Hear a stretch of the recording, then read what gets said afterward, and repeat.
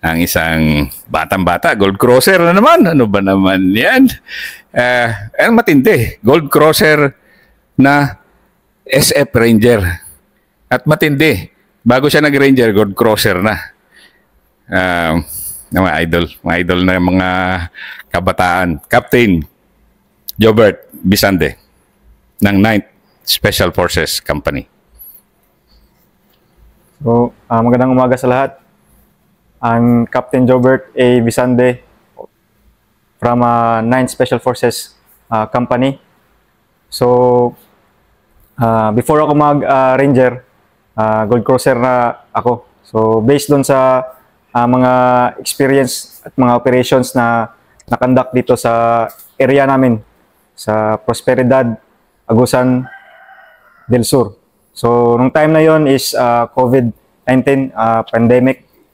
So, nangyari ito, nung operation na ito, after ng suspension of military operations noong 2019 under kay former President Duterte. And nagkaroon ng intel operations dun sa area na kukuha ng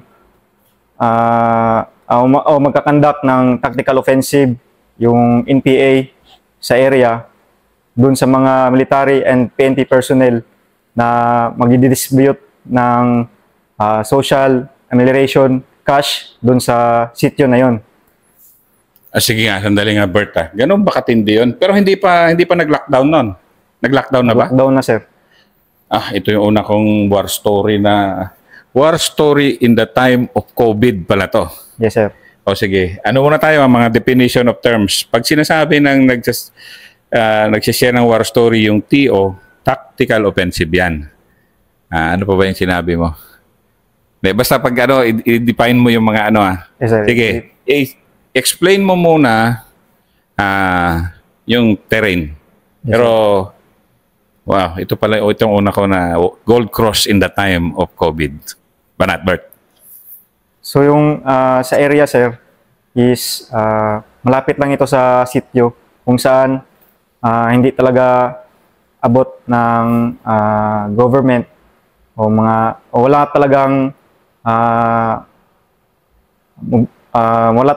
kalsada na maayos. So kailangan mag-security yung PNP tsaka military during this distribution of social amelioration cash. So, after suspension ng SOMO, in the midnight, nagkandak kami ng operations. So, tinaverse namin yung terrain sa area na wala talaga kaming gamit ng ilaw. So, nag-base lang kami doon sa asset namin, which is yung former rebel, dating CO ng unit ng kalaban na yon. And then, alam niya yung terrain. Kung nakapikit siyang naglalakad, alam niya talaga kung saan siya papunta o saan siya ngayon. So, malaking asset yon para sa amin dahil yung ikakandak namin na operation is dapat talaga na hindi alam ng andun na kami. Yung mga sundalo sa area. Bert, explain mo nga ulit kung ano ibig sabihin ng zero visibility kasi tayo naman kasi hindi naman pasensya na, hindi naman lahat kami may NBG. Yes, sir. Ano ba yung zero visibility at ano ba yung tapping distance at ano ba yung gaano ba tayo pag zero visibility lumakad? So yung tropa, pag zero visibility pag naglalakad, so ginagamitan natin na ng mga luminous na meron tayo. So meron tayong makikita sa area, yung umiilaw na mga algae ba yun, sir? Luminous na leaves. Luminous leaves, sir. Tama, sir. So, sa area, may nakikita tayong mga luminous leaves. So, yun yung nilalagay natin sa jungle pack para makita ng likuran natin at nasusundan yung nasa harapan natin. And then, yung tapping distance na tinatawag is yung kabady mo o yung nasa harapan mo is yung nakikita mo lang talaga sa kanya is yung silhouette niya lang niya. So, yung zero visibility talaga, wala, kahit sa kaliwa, kanan at sa harapan mo, wala ka talagang nakikita. So yung nilagyan lang namin ng luminous sleeves na available dun sa area, yung likod ng jungle pack ng nasa harapan namin para at least papaano alam namin kung saan kami pupunta. So during that time, nagpaumaga kami sa creek lines. So marami kaming naririnig na mga tao na pupunta doon sa kanilang umahan o sa kanilang farm. Naglilinis sila. And talagang hindi talaga kami nagpa-compromise. So giniliran namin yung creek na yon. And then hanggang nagpahinga kami ng gabi. So ginamit namin yung gabi na yon upang mag-conduct ng initial planning dahil marapit na kami sa target which is 1 kilometro na lang. Tapos noon, nag-decide ako na maglalakad kami ng 2:00. So gagamitin na namin yung zero visibility tsaka yung terrain proficiency ng kasama namin para makalapit kami kinumagahan dun sa location ng kalaban. And then, nung time na 0200, nagtatraverse kami ng terrain. So medyo medyo mahirap talaga. So kailangan talaga ng dedication, patience, at saka yung mga SOP natin na bawal maingay, tsaka yung bawal talaga gumamit ng ilaw para hindi talaga makita ng tao na nandun sa paligid. Bert, so, gaano kahirap yung vegetation dyan sa area mo at medyo alam ko yung area mo na hirap talaga niyan. Yes, nga. Gaano kahirap? So, meron talagang pagkakataon na magta-traverse kami sa mga pagangan, sa mga batuhan. And then kung sa araw nga is mahirapan ka na, paano pa kaya pag gabi na wala ka talagang makita. And then ang challenge din doon sa area is yung may mga creek lines na pwede kang mahulog pag mali ka lang na apak na bato. Tsaka mga bahayan, may mga aso. So kailangan talaga na hindi talaga makompromise yung lakad na yon. And then alam din namin based dun sa FRs namin kung anong oras yung patrol ng kalaban. So nagkandak muna kami ng ambush malapit dun sa location ng kalaban. So naghintay kami ng 0530 and then 30 minutes nun. So sabi ng FR is tapos na yung patrol ng kalaban. So unti-unti namin ginapang yung location ng kalaban which is 500 meters nung time na yon. And habang lumalapit kami, may naririnig kaming conversation. So merong nakikinig ng radio doon sa mga masukal na area. So ang sabi ng guide ko tsaka lead scout ko, "Sir, parang may tao, sir, doon sa masukal na area." So, yung location ng kalaban which is possible na yun na yung kalaban. Pero, ang sabi ng FR, hindi daw sila maingay pag nag-harboring. Ikwento mo nga yung nagiging papel ng FR sa mga ganyang operation. Yes, sir. Ano sila ka-importante? FR, definition of terms, former rebel. Yes, sir. So, yung former rebel na kasama namin is alam niya talaga, ang pinaka-importante talaga is alam niya talaga yung terrain. Alam niya kung paano gumalaw yung kalaban, kung anong oras, napaka-detalye. Yung part niya is very important doon sa decision making na ginawa ko nung time na yon. So yung former rebel na pala ito is dating CO o company commander nung unit na kinakalaban namin. So malaki yung ambag niya during this operation. And then alam din niya kung saan naglilay ng landmines yung kalaban during their perimeter defense. So ang nangyari, kumuha kami ng advantage position. So yung time na ito is hindi pa talaga namin nakikita yung kalaban. And then naghahanap kami ng entry dun sa location ng kalaban. May nakita kaming during the conduct of Leaders Recon, may nakita kaming maliit na butas, which is yung sa may damuhan o sa may masukal. So, yung butas pala na yun is yun lang yung pasukan doon sa ginawa nila na harboring site ng kalaban. So, ang nag-decide ako na iiwan namin yung jungle pack namin sa isang location para mag-proceed doon sa location ng kalaban, which is dadaanan namin yung butas na yon para makapasok sa kalaban. So during abang ginagapang namin yung butas, nakita namin yung isang kalaban na nag-iyosi o naninigarilyo. Naamoy na rin namin yung sigarilyo ng kalaban dun sa time na yon, which is 20 meters yung estimated namin. So ang sabi ko sa lead scout, wag muna nating puputukan. Hintayin natin na kumain yan kasi oras na ng kain. Yun yung advice ko sa lead scout namin at yun din yung sinabi ng FR, which is yung oras ng kain nila. And then, yung timing na yun, pagpasok namin dun sa butas, nakita namin yung kalaban na sa post. Umalis yung kalaban kasi may nagtawag dun sa main body na kakain na. So ang ginawa namin, so mabilisan na action, pumunta kami dun sa post, andun kami naglatag, hindi lahat ng crew serve, tsaka tubo, and then yung mga firepower namin, yung direction is dun sa location ng kalaban, which is 5 meters na lang yung time na yun. Ano yung excitement dun? Mga ganyan na, ano ka, 2 years in the service ka no, na Yes, sir. ito na yung mga hinahanap. Actually kasi mga tenyente kasi, even young captains, talagang manggigigil maghanap yan kasi parang yan yung, actually ang training kasi was all about that and is all about that eh.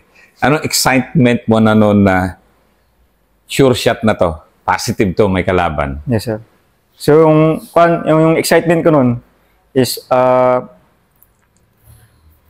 parang hindi ako makapaniwala sa sarili ko na naabot ko yung ganun na time na nakakita ko ng kalaban and then napasok ko yung pwesto ng kalaban na hindi kami natunugan. So yung pinaka decision making lang talaga dito na hindi kami makompromise na nandun kami sa area. So yung balance ng excitement tsaka yung balance ng ganacity mo para bugahan yung kalaban mo during that time habang hindi sila aware na andun ka is parang nag-mix, naghalo. So andun din yung konting kaba, normal lang yun. Pero umaangat talaga yung courage at determination mo na ituloy yung mission mo na yun. Andun ka na sa point na yun. So ang nangyari, nakita talaga ng lead scout ko na yung kalaban is papunta na o yung papunta na dun sa post o may karelebo na.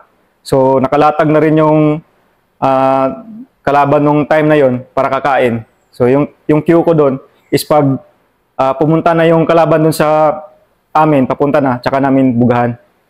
So wabot kami ng 30 minutes na firefight nung time na yon kasi may na-wounded dun sa kalaban, which is yung CO nila, nag-surrender na rin.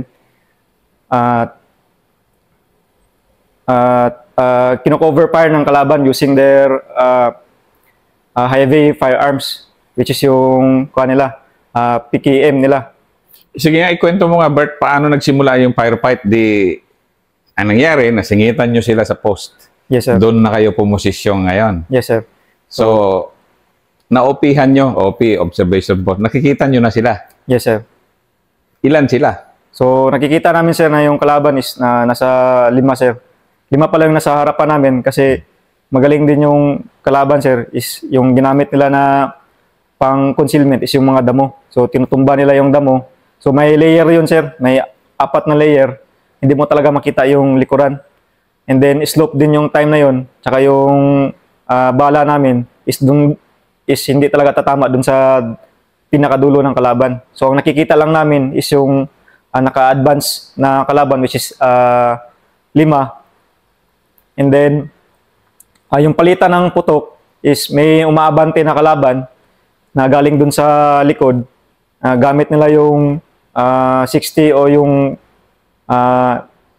PKM nila para i-retaliate yung gunner ko na kasama. And then, ang ginawa namin is nagpaputo kami ng M203 galing dun sa post namin para magkaroon kami ng support o magkaroon kami ng indirect fires dun sa position ng kalaban at position ng PKM nila o yung 60 na katumbas ng sa atin. Mabigat din. Mabigat din yung kwan nila. Ang putok nila. Mabigat din, sir. Kasi ang estimate namin doon, sir, is malaking tao yung nawundid dun sa lugar na yun, sir. Kailangan din nilang extricate yun, sir.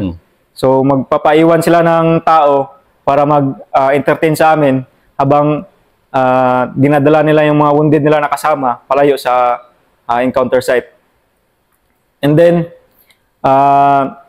nagtumawag na ako ng mortar fires galing sa batalyon para ipaputok o magkaroon ng indirect fires dun sa position namin.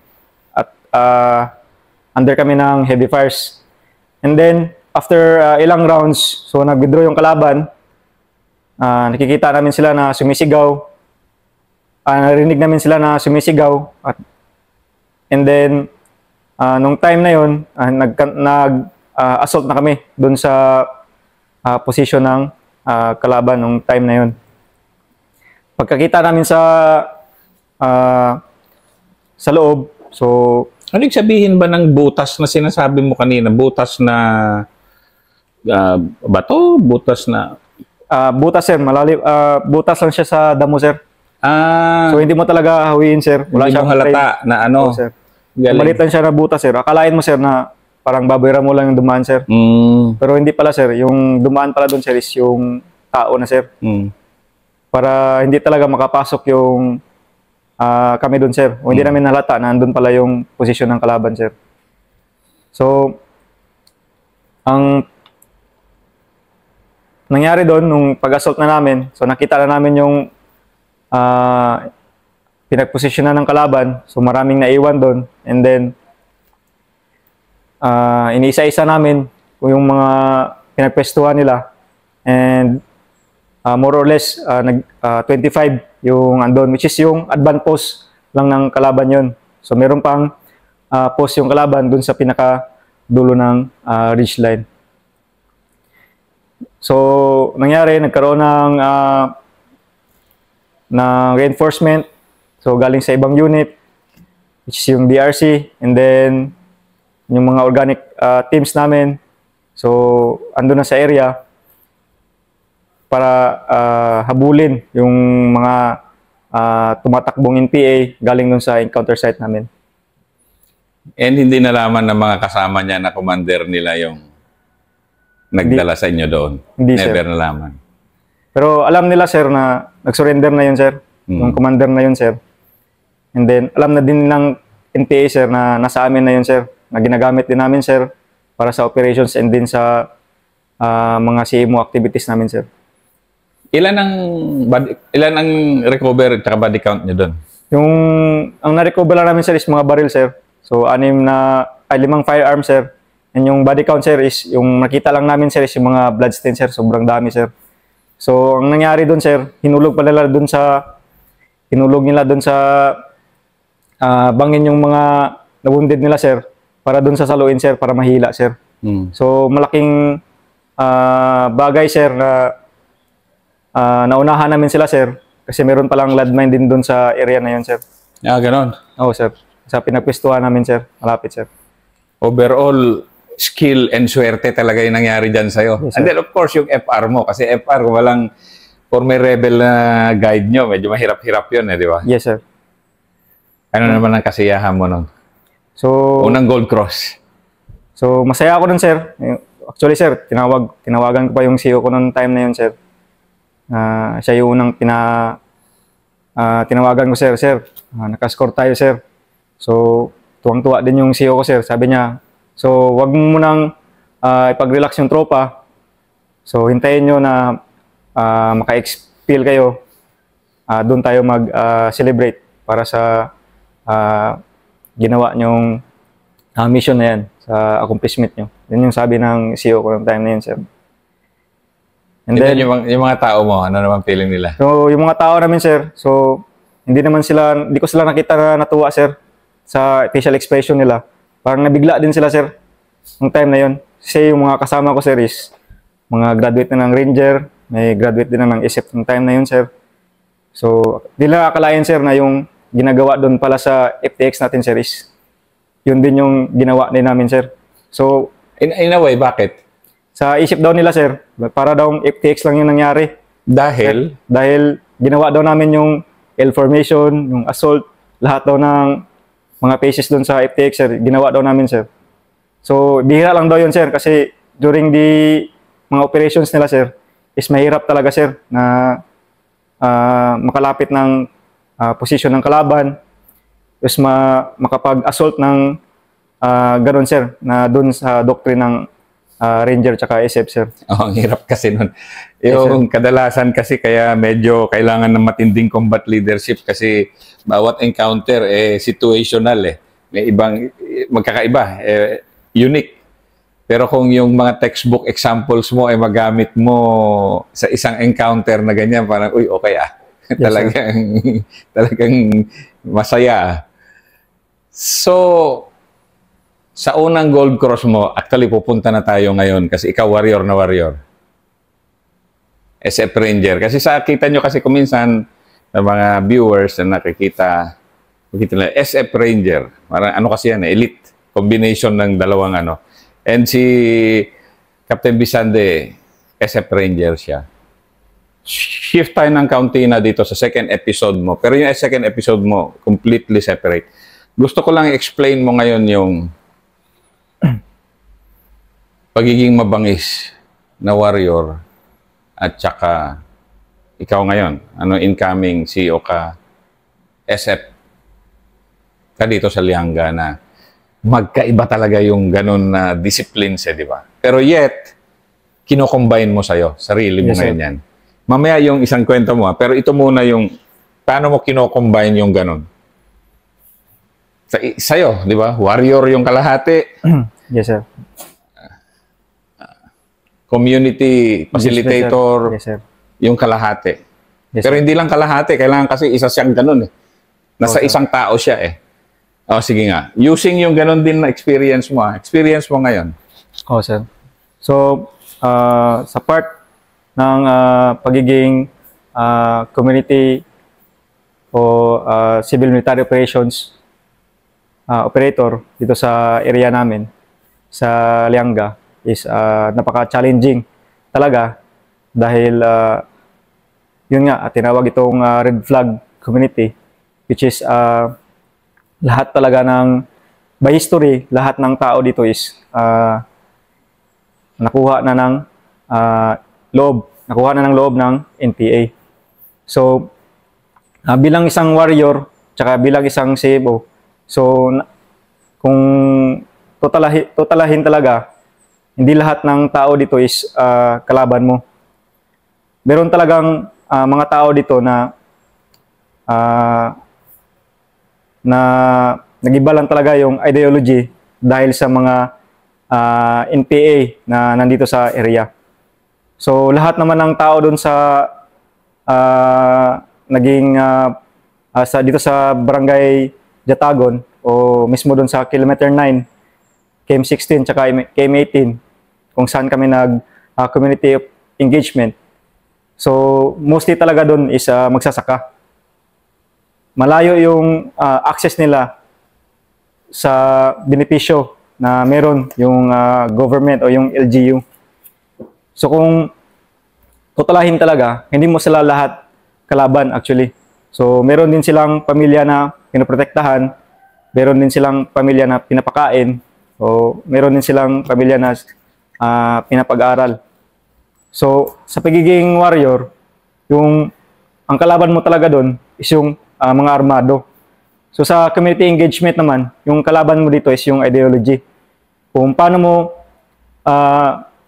makukuha yung loob ng isang tao o yung isang pamilya para ma-convince yung pamilya na yon na mag-surrender yung mga tao o yung mga kamag-anak nila na galing sa bundok. So, naging epektibo naman yung ginawa namin during our campaign dito sa Lianga, which is yung kami yung nag-start ng community support program dito sa area namin sa Lianga. Sige, kasi yung second episode ni Captain Bisande kasi is beside sa Gold Crosser siya, which is sa atin kasi sa mga warrior, resibo kasi yan eh. Resibo yan na Gold Warrior, Gold Cross. Pero kanya yung isang napakatinding accomplishment niya is yung Kilometer 16, which is ito yung episode. Ito yung, I don't know kung anong mas mahirap sa kanya, yung makipagyera o yung hinarap niya dito sa area ng Al-Qadeb. So, yun ang next episode niya. Ikukwento niya yung ano ba yung Al-Qadeb, ano ba yung situation doon, at ano yung hirap niya doon. Yun yung second episode niya.